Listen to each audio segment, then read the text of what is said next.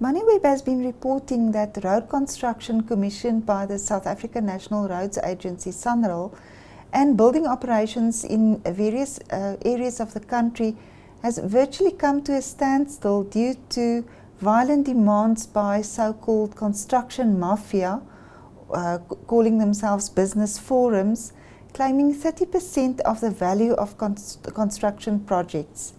I'm with Mr. Tolo Nkosi from Umso Construction. Mr. Nkosi, you've been running Umso Construction, a 500 million rand a year grade 9 construction company.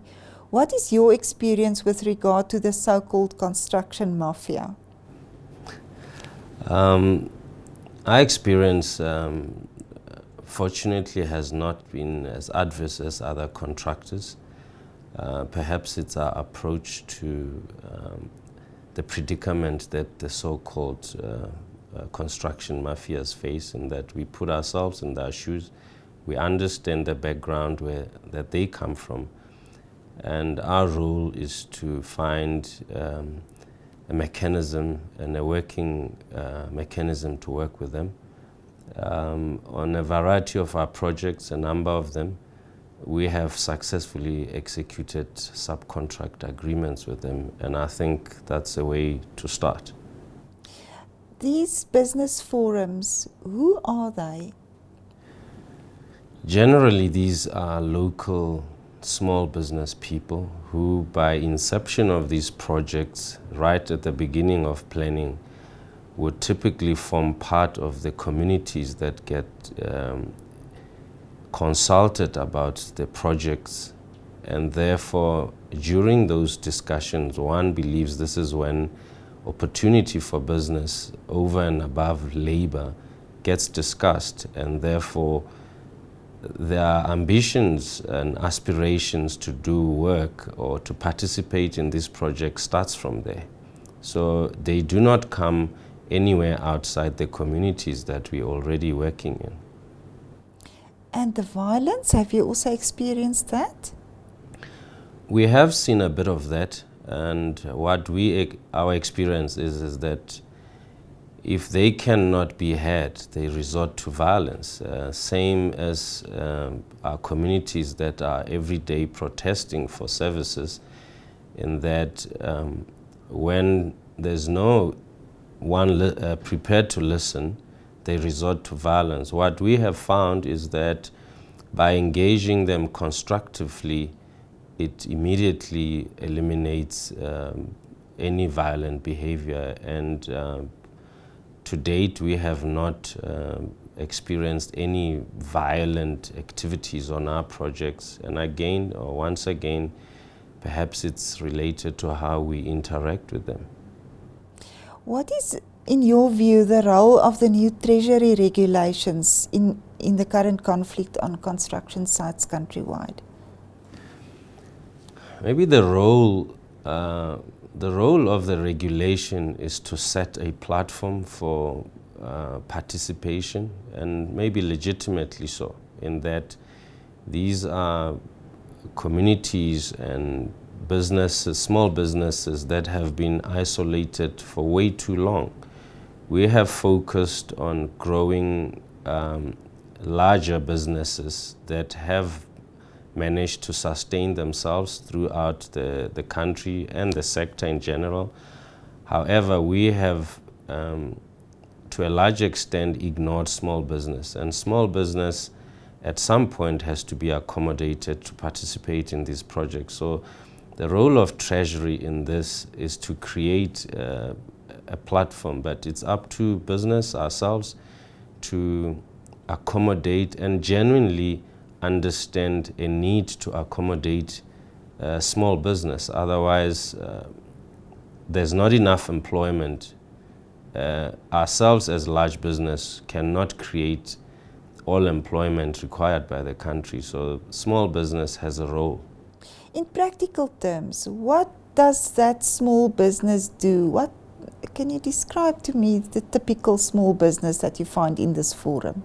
Usually these are one-man businesses that cannot uptake a lot of work. Apart from a lot of work in terms of value, they also have limited resources, limited skills. So this is basic work that would typically, in any circumstances, a large company would still subcontract such work. So it's work that's very basic, that requires a low skill base. It's not highly technical work. Therefore, with some form of assistance, supervision, and guidance, they are able to execute such work without any great difficulty.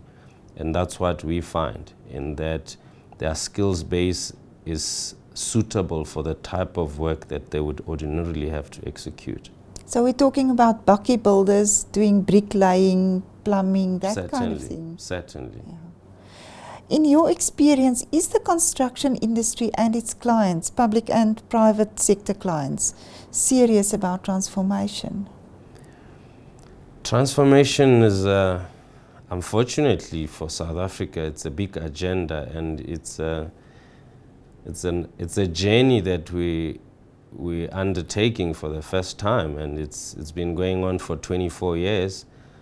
And we make mistakes as we go along, but important is that government and its agencies have to align as to what is it that they want to achieve. And transformation requires commitment from all sectors, particularly business, where we have to work with government for transformation to happen. We cannot wait for regulation to be able to transform. Bodies such as CIDB, they have to play a much more significant role in transformation. And that transformation from that angle can only be guided through the development part of the CIDB.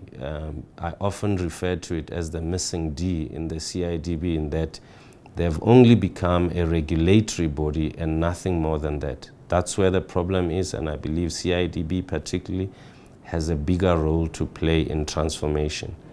Private sector has to come on board. What works in the public sector infrastructure has to be the same in private sector. We cannot assume that South African problems have gone away as soon as we execute our private work. If we are serious about transformation, it has to be our everyday way of doing business. Do you think that this conflict that we're talking about between the business forums and contractors, that it is really due to a lack of transformation on that small business level? Absolutely. These violent protests that we see from these from business forums, it's purely due to lack of participation. We are not willing to accommodate them as business or established business, and as a result, that's what they resort to. So if we are able to accommodate them, it should not be a problem at all. And I believe there is scope and room to accommodate small business. What tips can you give your peers in dealing with the demands of business forums? As they're all saying, if I want to understand and I'm willing to understand your situation, I have to put myself in your shoes. And I think that's my tip.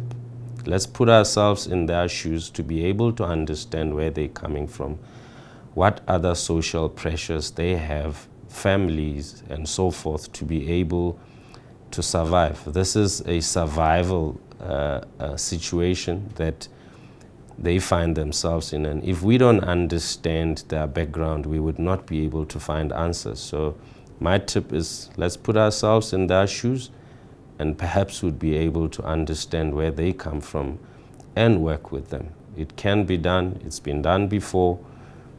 We have proved it. It can be done. Is it ultimately also a sustainability matter for the big contractors and the clients? Oh, certainly. It's a sustainability matter in that there's no single construction company that houses all the necessary skills for a variety of reasons, in that we all want to keep a house as neat and small as possible, yet efficient. And to a large extent, we outsource these services. We keep highly technical skills that speak to our business strategy. So beyond that, it's a sustainability issue, and if we can build enough SMMEs in South Africa, it's those SMMEs that we will rely on to continue building the country. So it's a two-way relationship that we need to maintain.